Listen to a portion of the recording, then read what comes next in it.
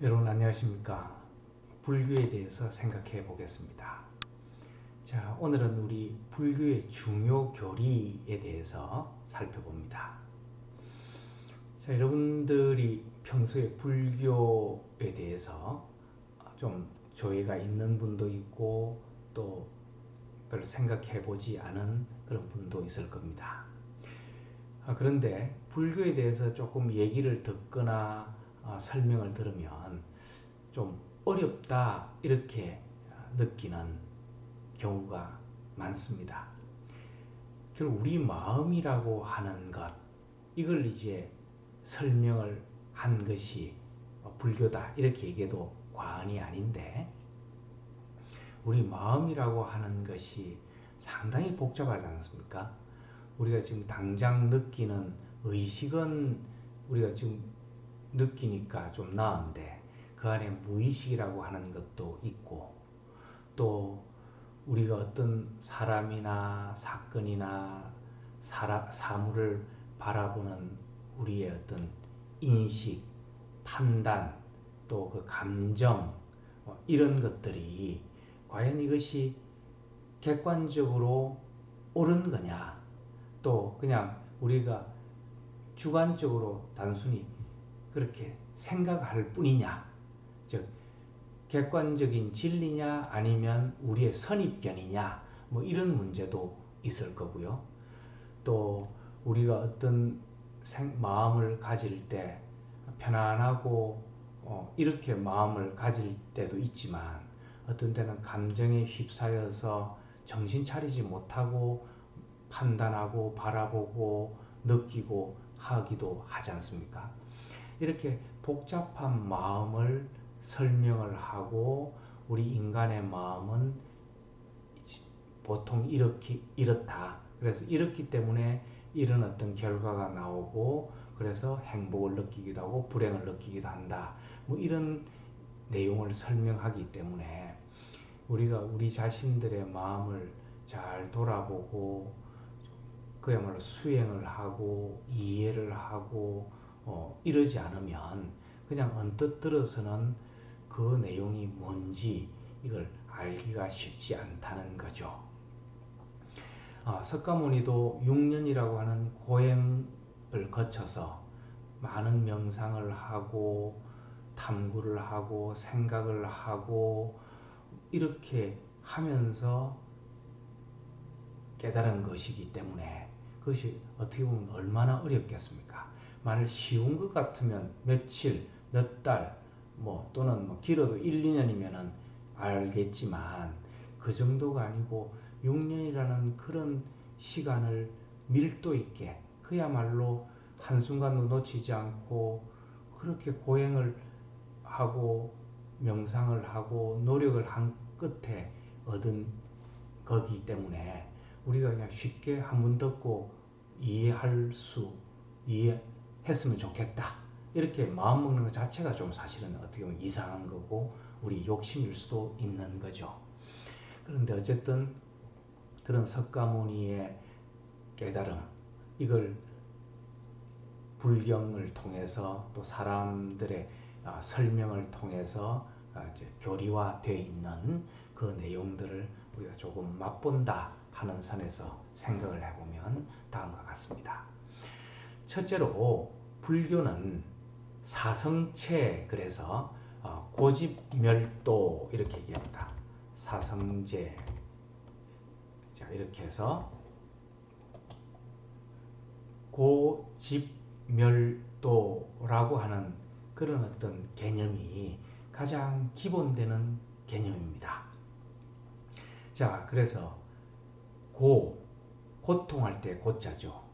인생은 괴로움의 연속이다. 또는 괴로움의 바다다. 고해의 바다다. 뭐 이렇게 얘기를 하는데 자, 인생은 고통이다. 이렇게 얘기하는 건 우리가 언뜻 들으면 그야말로 아프고 그죠? 마음이 슬프고 우울하고 괴롭고 이런 것만 이제 생각을 하는데 물론 그것도 포함되죠. 그러니까 인생은 고통이다 얘기할 때는 우리 인간은 몸의 병, 또 늙음 또 죽음 이런 것들을 통해서 몸의 고통을 받는 그런 존재다.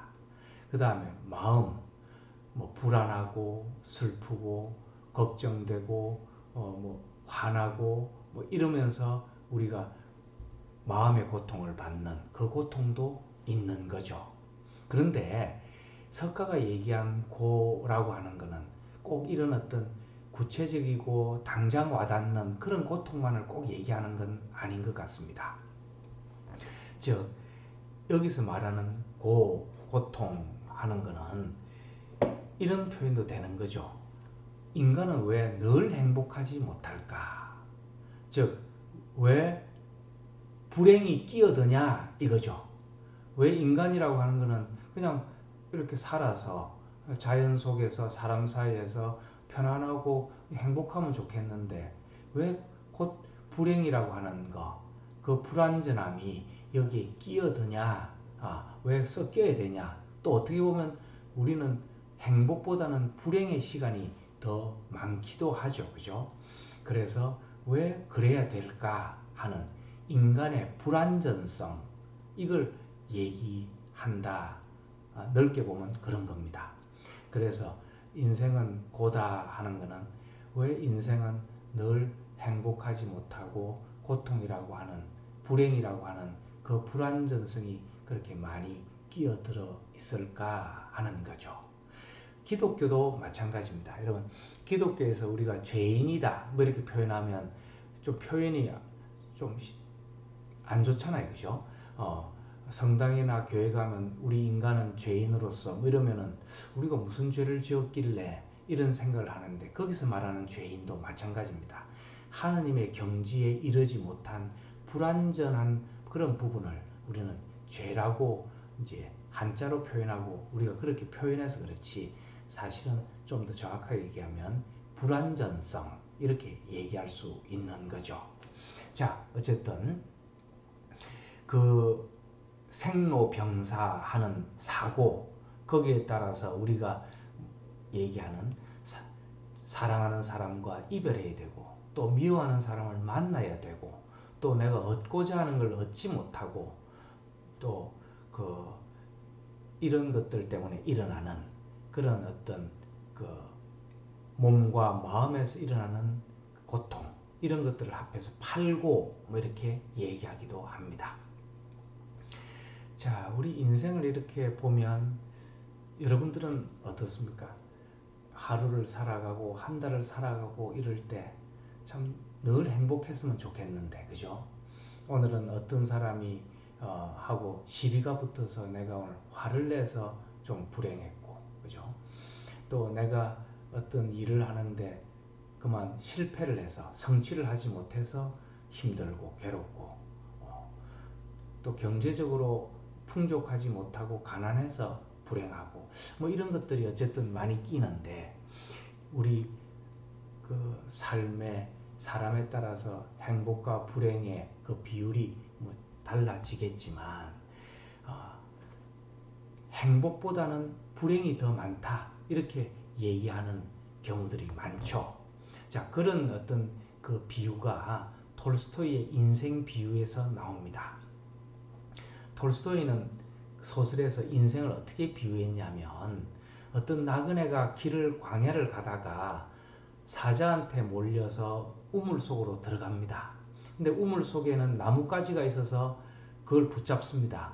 그 밑을 봤더니 뱀이 우글거리고 떨어지면 뱀에 물려 죽고 또 나가면 사자가 있고 또 자기를 해치고자 하는 그런 원수들이 있고 이렇게 해서 오도 가도 못하는 상황에서 그 나뭇가지를 잡고 있는데 옆에 보니까 벌이 만들어놓은 꿀이 있더라는 거죠. 그걸 조금씩 이렇게 핥아 먹으면서 또 그 떨어지는 꿀을 조금씩 맛보면서 살아가는 것이 인생이다. 이렇게 표현하는 거죠. 이것도 인생의 어떤 불완전하고 불행한 그런 모습을 묘사해 놨다. 이렇게 봐도 좋을 겁니다. 자, 기독교나 불교는 거기서 뭔가 해결책을 제시를 하는 거죠. 불교 같으면 그 팔을 놓고 편하게 툭 절, 절벽 같지만 또 뱀이 있는 것 같지만 그 뱀 아니다. 놓아라. 뭐 이렇게 얘기하기도 하고 또 기독교 같으면 하나님의 품에 그냥 툭 안겨라. 그리고 편안하게 살아가면 된다. 뭐 이렇게 표현하기도 하고 또 여러 가지 이런 인간의 불행을 해결하기 위한 어떤 교리를 제시를 하는 거죠.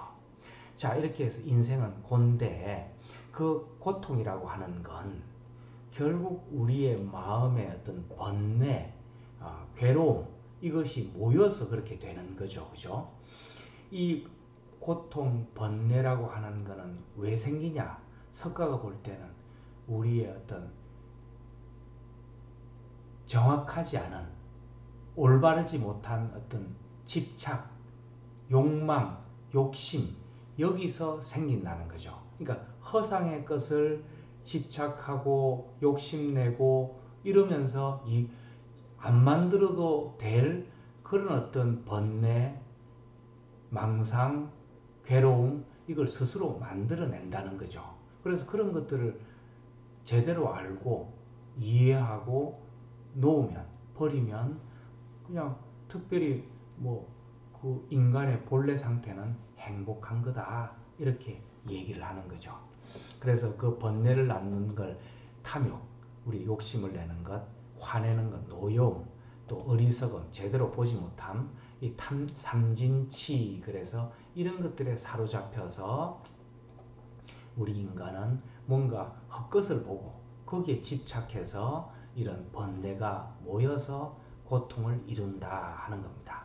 자, 그래서 그런 것들을 멸하면 된다 하는 건데 방금 얘기한 것처럼 멸한다라고 하는 거는 그걸 뭐 있는 걸 없앤다는 것이 아니고 올바르게 이해하면 된다는 거죠.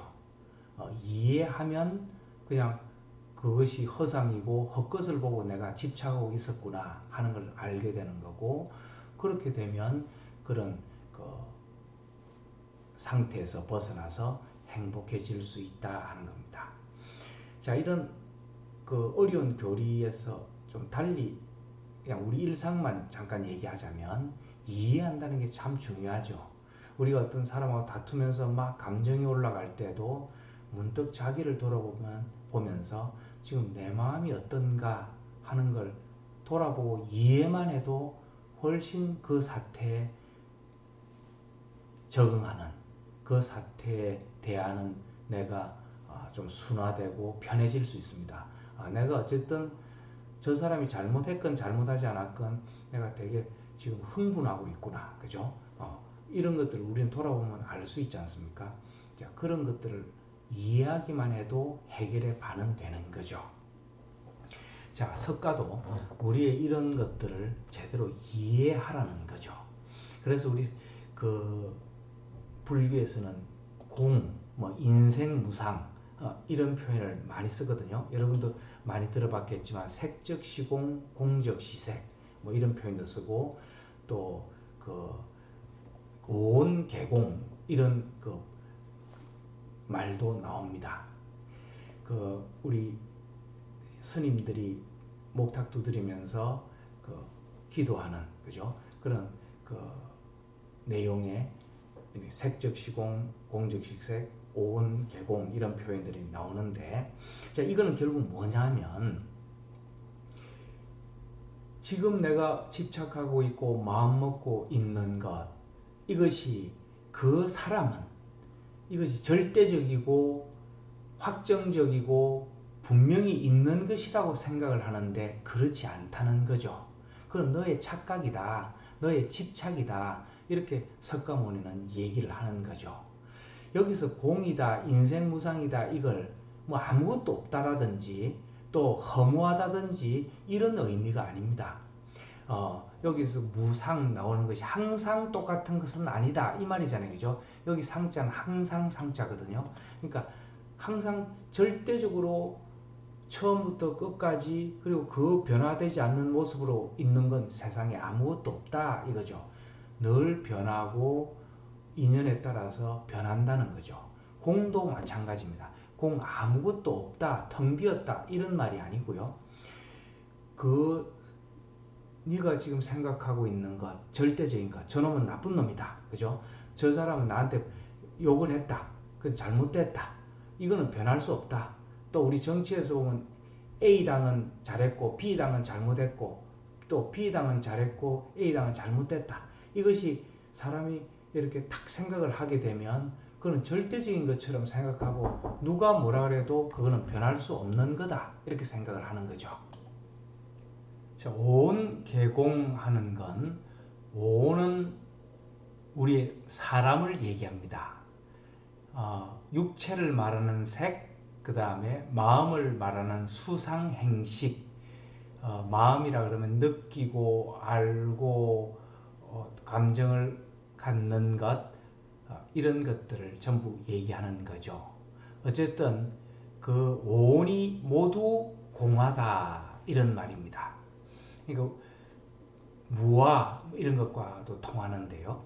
결국은 여기서 얘기한 것처럼 공하다 하는 건 아무것도 없다가 아니고 딱 정해져서 변하지 않는 것은 없다 이런 말입니다. 그러니까 항상 변하고 없어졌다가 새로 생기고 또 변하고 이러는 것이기 때문에 우리가 어떤 데 집착하면 이거는 영원히 무궁히 있을 것처럼 착각하는 것, 그것이 잘못됐다는 거죠. 그래서 우리 온, 우리 마음과 몸이 전부 공하다. 그러니까 어떤 내가, 특정된 내가 없다. 뭐 이렇게 얘기해도 되겠습니다. 자, 그래서 이런 그 집착이나 욕망이나 내가 있다고 딱 그렇게 매달리는 그 마음을 멸하면, 없애고 이해하면 그런 번뇌가 사라지고 행복이 찾아올 수 있다 이런 말입니다. 자, 마지막으로 고집멸도 할 때 도는 수행 방법을 얘기합니다. 그래서 이런 그 고통을 낳는 번뇌, 쌓인 번뇌를 멸하는 방법으로는 8가지 그 방법이 있는데 그걸 팔정도 이렇게 얘기합니다. 8가지의 올바른 길 이런 말이겠죠. 그죠? 정견, 올바로 바라보고 이해하는 것, 정사, 그래서 올바르게 생각하는 것, 정어죠. 올바른 말, 거짓말하거나 가식적인 말을 하거나 또뭐 감정에 휩싸인 말, 이런 것들이 전부 정확하지 않는, 공인데도 공하지 않는 것처럼 얘기하는 그런 말, 이런 말입니다. 정업, 올바른 행동, 정명, 올바른 규칙에 따라서 좋은 습관을 들이는 것, 정정진, 올바른 깨달음을 향한 올바른 수행, 정념, 마음가짐, 정선, 정신통일, 이런 8가지 팔정도를 통해서 수행을 해 나가는 거다 이런 말입니다. 우리 처음에 얘기한 것처럼 불교는 수행의 종교 이렇게 얘기할 수 있을 정도로 그 깨달음에 이르는 수행의 길을 강조합니다. 그러니까 하루아침에 언뜻 지식을 아는 것처럼 안다고 그런 깨달음의 경지에 이르는 것이 아니라는 거죠. 내가 매일 아침 일찍 일어나서 그 절에 사는 그 참선 또는 108배 뭐 이런 것들 그죠? 이런 것들 수행을 통해서 계속해서 정진해 나갈 때 나의 마음이 변하고 나의 인품이 변하고 그래서 좀 더 나은 인격체로 나아가서 결국은 깨달음의 경지에 이르른다. 이런 수행을 중시합니다. 꼭 불교만 그런 건 아니죠. 기독교의 수도원이나 수녀원이나 이런 데 가면 아침 새벽에 일어나서 기도를 드리는 것도 이런 불교식으로 얘기하면 수행하는 길이죠. 자, 모든 종교는 이런 그 깨달음의 경지 또는 하느님을 만나는 경지 이런 것들이 하루아침에 이루어지는 것이 아니고 끊임없는 정진, 수행으로 이루어진다 하는 걸 생각해 볼 수 있습니다. 자, 그 다음에 불교의 두 번째 중요 교리로 생각할 수 있는 것이 연기법칙하는 건데, 이 연기라는 말이 좀 어렵죠. 요 인연할 때 연자고요. 일어난다 할 때 일어날 기자인데, 결국 이거는 인연에 따라서 뭐 일어나고 사라지고 변하고 뭐 이런 의미인데, 한마디로 얘기하면 이런 겁니다. 세상 사물이나 사건이나 사람 사이나 모든 것이 서로 연결되어 있다 이런 말입니다. 그러니까 하나가 딱 정해져서 독립돼서 존재하는 건 없다 하는 거죠. 그러니까 우리는 나라는 사람 하나만을 보더라도 어제 나라는 개체는 있고 나는 따로 존재한다 이렇게 생각하기 쉽지 않습니까? 그런데 불교에서는 나라는 존재는 다른 사람과의 관계, 또 자연과의 관계, 다른 생물과의 관계 이런 관계 속에서 이렇게 변형되기도 하고 저렇게 들어가기도 하고 이렇게 나오기도 하고 움직이고 꼭 우리가 뭐죠? 그림으로 보면 그 별자리가 막 무수히 연결되어서 그것이 이 하나가 변하면 다른 것이 더불어서 막 변화하는 그런 것들을 좀 연상해 보면 좋습니다. 그래서 우리 한 생물체 또 사건, 상황, 뭐 물건 이런 모든 것들이 서로 상대적으로 영향을 미치면서 유기적으로 작용하는 것 그걸 연기법칙 그럽니다.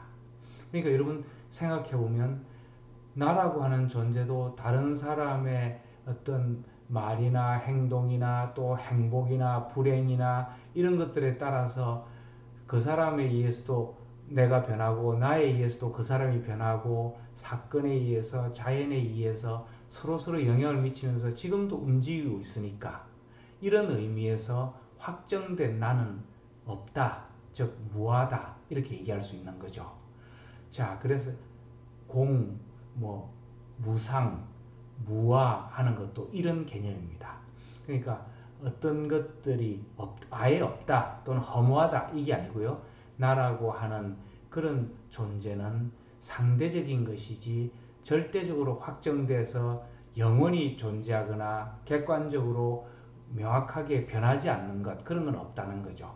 서로 연결되어서 유기적으로 작용하고 있다 하는 게 연기 법칙입니다. 자, 이걸 달리 얘기해 보면 이제 인과응보가 되는 거고요. 내가 어떻게 다른 사람한테 화를 내면 그 사람이 나한테 다시 화를 낼 수도 있는 거고, 또 내가 다른 사람한테 좋은 덕을 베풀면 다른 사람이 화해지고 행복해지니까 그 행복이 다시 나한테도 올 수 있는 거고, 이렇게 연결될 수 있는 거죠. 이걸 다른 말로 표현하면 이렇게 얘기할 수 있겠죠. 내가 변하면 세상이 변한다. 이런 말이 있는데 연기법칙에 따라서도 이 말은 이해할 수 있는 거죠. 내가 어떻게 변하냐에 따라서 좋게 변하냐 안 좋게 변하냐에 따라서 세상 사물이 다 변하는 거고 거기에 따라서 내가 변하면 다른 것도 다 변화되는 것 이렇게 얘기할 수도 있고 또 다른 한편으로 내 마음이 변하면 다른 사물을 바라보는 눈도 달라진다. 뭐 이런 의미로도 얘기할 수 있겠죠. 어쨌든 자 이런 연기 법칙에 따라서 설명을 하자면 나의 행복은 나 혼자 행복하다고 행복해질 수 있는 게 아니라는 거죠.